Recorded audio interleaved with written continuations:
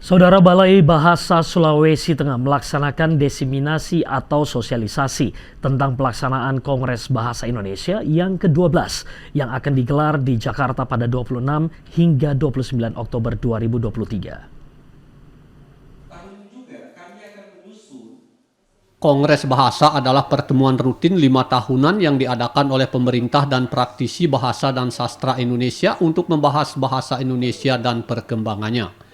Kongres ini pertama kali diadakan di kota Solo pada tahun 1938. Pada mulanya kongres diadakan untuk memperingati Hari Sumpah Pemuda yang terjadi pada tahun 1928.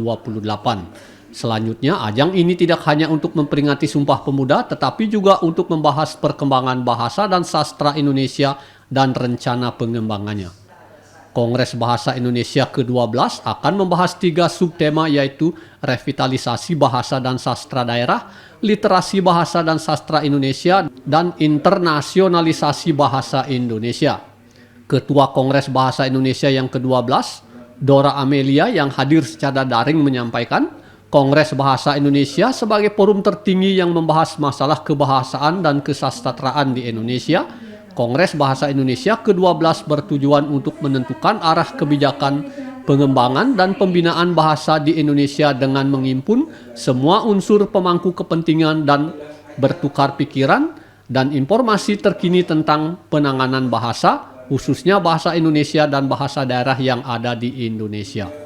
Dalam kongres ini juga akan dihasilkan rekomendasi yang akan menjadi bahan masukan untuk mengambil kebijakan dalam melakukan tugas dan fungsi pengembangan dan pembinaan bahasa di Indonesia. Kepala Balai Bahasa Sulawesi Tengah, Dr. Asrip, yang tampil sebagai pemateri kedua, membawakan materi tentang pengembangan, pembinaan, dan perlindungan bahasa dan sastra di Provinsi Sulawesi Tengah.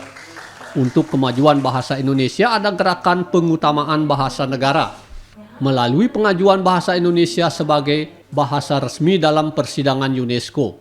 Sementara untuk memperkaya kosakata bahasa Indonesia, pihak Balai Bahasa Sulawesi Tengah telah mengajukan sejumlah kosakata bahasa Taijo dan Lauje pada tahun 2022.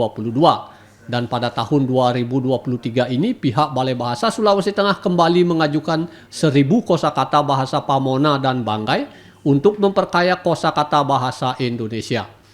Lebih lanjut disampaikan, pada Kongres Bahasa Indonesia yang ke-12 ada isu yang sangat menarik untuk dibahas, yaitu masalah masuknya warga negara asing di Sulawesi Tengah, khususnya di Morowali, yang sudah pasti akan berdampak pada cara komunikasi antar warga setempat dengan warga asing tersebut. Dalam kasus ini akan menimbulkan masalah kebahasaan yang menjadi alat komunikasi sehari-hari. 2 bulan lalu, pada bulan Maret 2023, tim kamus kami telah melaksanakan tugas ke Pamona, ke Poso, dan ke Banggai dalam rangka menjejaki kosakata-kosakata yang kita curigai kuat, kita duga kuat belum tersedia dalam bahasa Indonesia. Kosakata ini kita harapkan dapat menambah perbenaran kosakata bahasa Indonesia, tidak hanya fungsi menambah kosakata, tetapi bagaimana kemudian bahasa Pamona, bahasa Banggai berkontribusi dalam bahasa Indonesia. Itulah kekuatan bahasa Indonesia, tidak lahir dari satu suku, tetapi lahir dari bahasa Indonesia.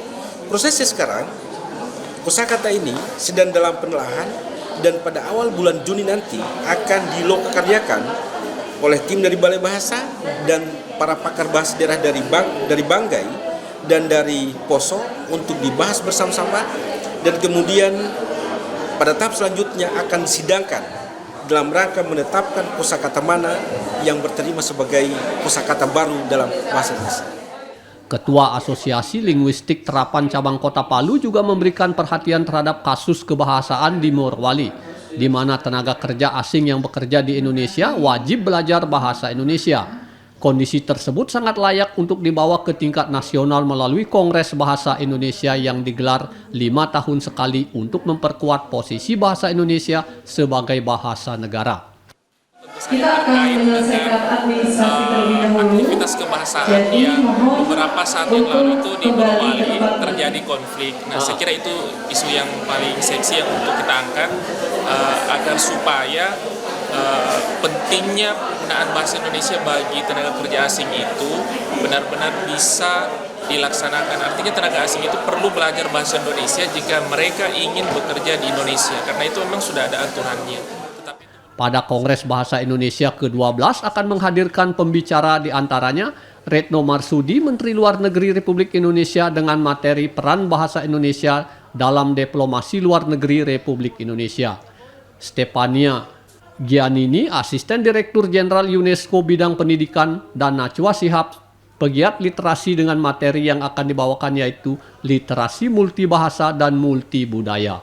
Made TPRI melaporkan.